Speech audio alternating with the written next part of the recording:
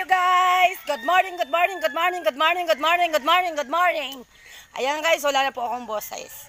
Ayan guys, nandito po tayo at nagigising ko lang po at nag-good morning po ako kagad sa inyo guys. Hello!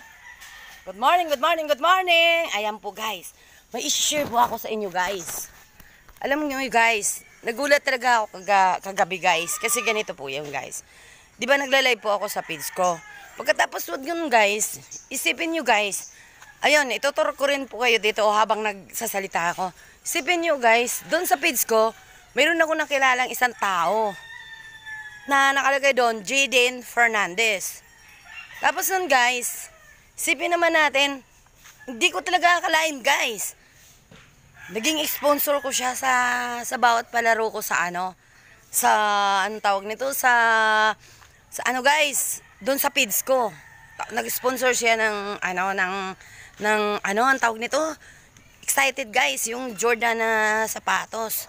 Ako nung unang nakita ko talaga yun guys, napapawaw talaga ako, sabi ko, tapos binigay sa akin yung picture. Pagkatapos nabigay na sa akin ng picture guys, nakita ko talaga siya. Ang tawag nito, ayan guys, tawag nito, sinisigurado ko sa kanya na talagang i-sponsor niya yun sa akin. Pagkatapos, oo daw, sabing gano'n. Tapos, ayun, nakachat ko po siya kagabi, guys. Nung nakachat ko siya, guys, anong nangyari sa kanya, guys? Anong tawag dito?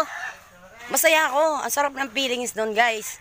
Tapos, nung po, guys, niyaya ko po siyang, nag-video call, guys. Tapos, nakita ko siya. Maganda. Simple, guys. Tapos, ang nangyari nun, nagkapalagayan po kami ng loob. Ayun, nagkapalagayan kami ng loob, guys. Ano po siya, guys? Mukha rin siyang mabait. Ayun, guys. Tapos, anong tawag nito?